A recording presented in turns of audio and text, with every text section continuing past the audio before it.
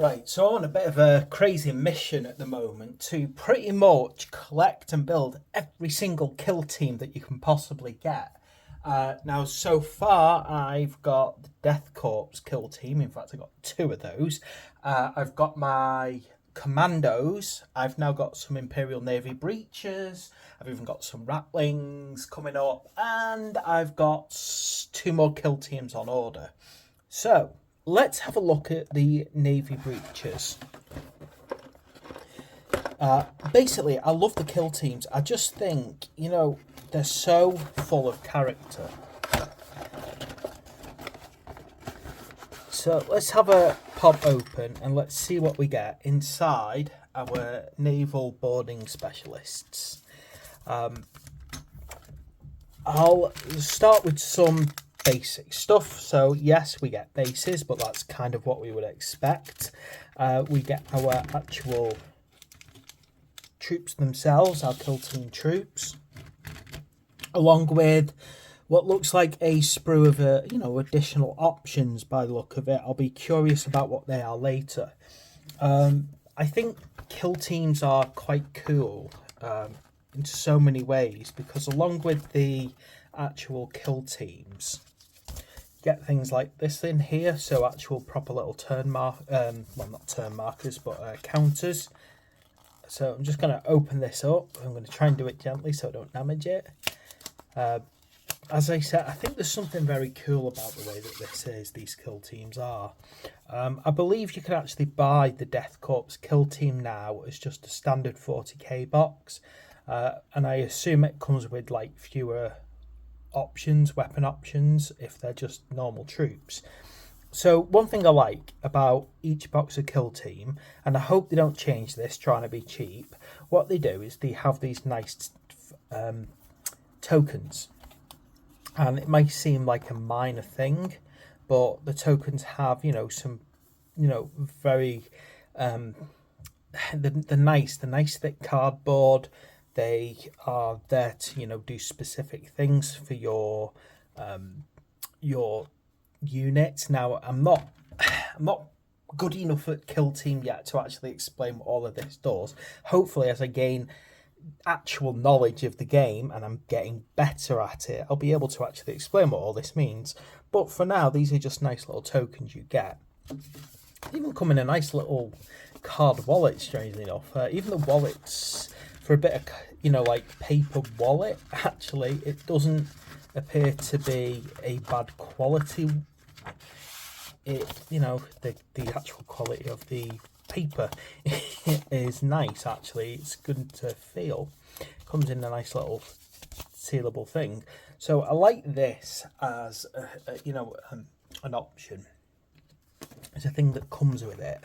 Our how to build guide tells us different ways of putting it together, which is what we expect from kill teams.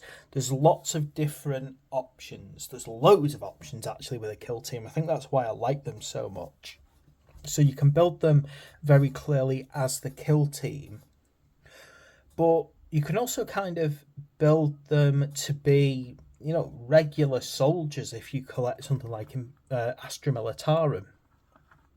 So I like the fact that we've got our kind of Sergeant at Arms. We can see our Sergeant of Arms has a quite large number of options.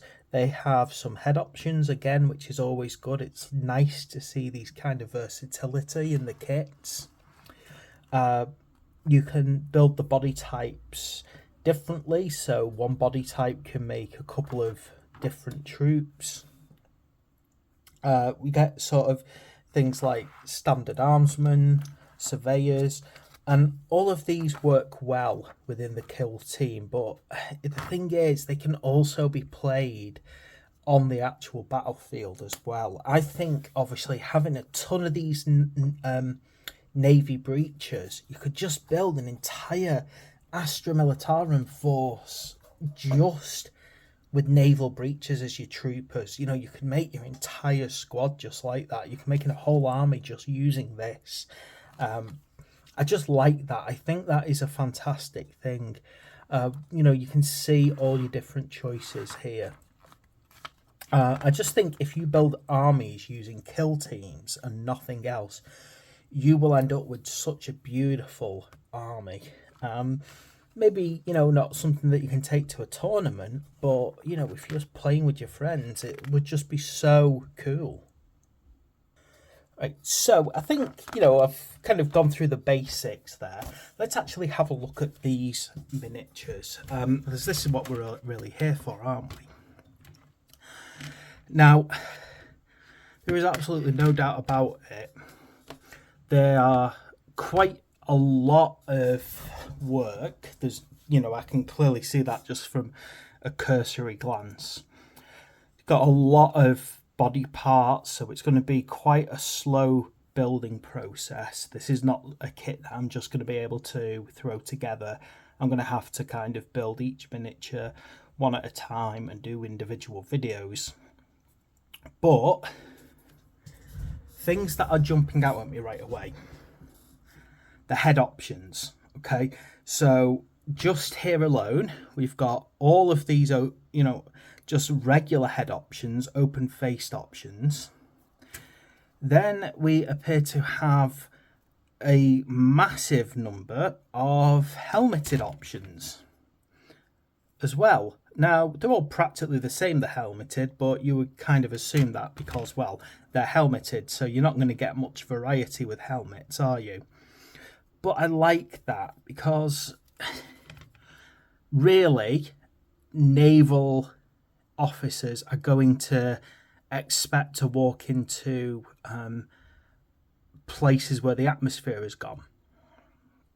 So walking around with your helmet off would be considered to be a very daft thing to do. So I kind of appreciate why there's, all these helmeted and unhelmeted options. The fact that I absolutely love this as well. You can clearly see that some are masculine and some are feminine. So, there's no other way to put it, male and female. So I like that as well. And the whole point being that the clothing that they wear is completely androgynous. And by that, I mean, they've not tried to turn around and say, let's make some female bodies and let's make some male bodies, because, well, they're in spacesuits. You can clearly see they're in spacesuits. And let's be fair, at the miniature level, height differences are not going to make much. Plus, you only really have to look into the lore of 40k to basically find out that really a lot of selected breeding goes on. In other words, if you're going to start breeding people for particular jobs, you're going to selectively breed your men and women to be roughly the same size, aren't you? If you can get away with it. The fact is, they're in spacesuits. They're in bulky spacesuits. So, it doesn't really matter what head you put on them. Unlike when you look at, say, the Sisters of Battle, where they've clearly got armour designed to accentuate their figures. This is not. It's practical, useful armour, and I like that a lot. And the heads as well. Games Workshop really used to have a massive problem doing female heads. I think over time they've definitely, learnt to improve their quality.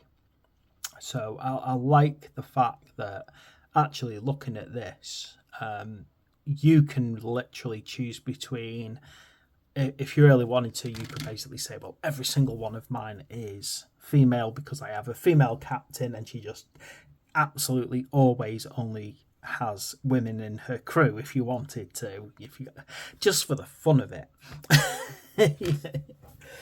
But the detail is really nice. I like the bulkiness. They clearly are wearing naval warfare clothing.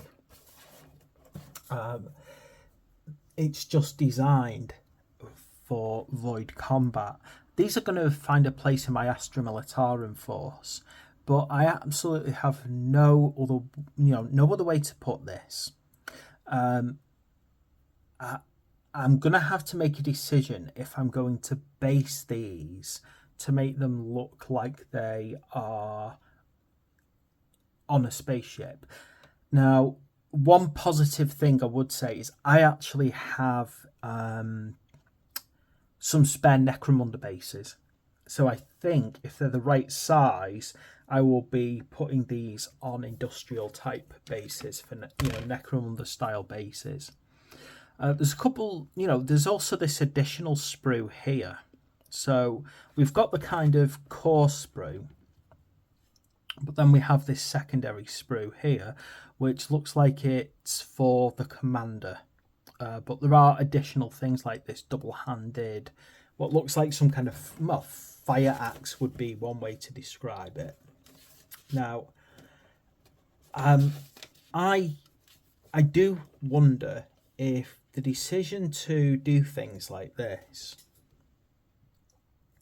is so if the unit proves popular and they decide to expand their range to include, say, an entire Imperial naval military, potentially what they might be able to do is just basically remove that sprue and just sell it like that, and then that's just your generic Voidsman sprue, because this very clearly has additional items on it that might not turn up in general use. So yeah, you've got things like the Navis Cat unit and things like that. I'm probably waffling a bit here, but I just think it's a very beautiful sprue. Actually, it's got a load of charm to it. There's so many things going on. There's scanners, there's different helmet types, there's like different weaponry types and all sorts. Yeah, so we've got so much going on here. Right then. So yeah, I think what we have is a really cool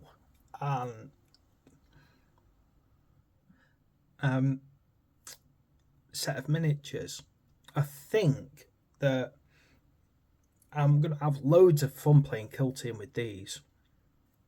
But I think on top of that, they're going to find a very loving place within my Astra Militarum army, which is growing all the time. It's predominantly Death Corps, but these will come under the kind of auxiliary part of my army.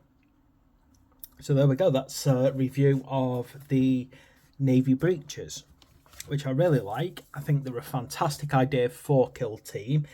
They allow us to have miniatures that we might not normally get in an Astra Militarum army. And I think that's absolutely fantastic. So thanks for watching. Please like and subscribe. I will see you for my next video.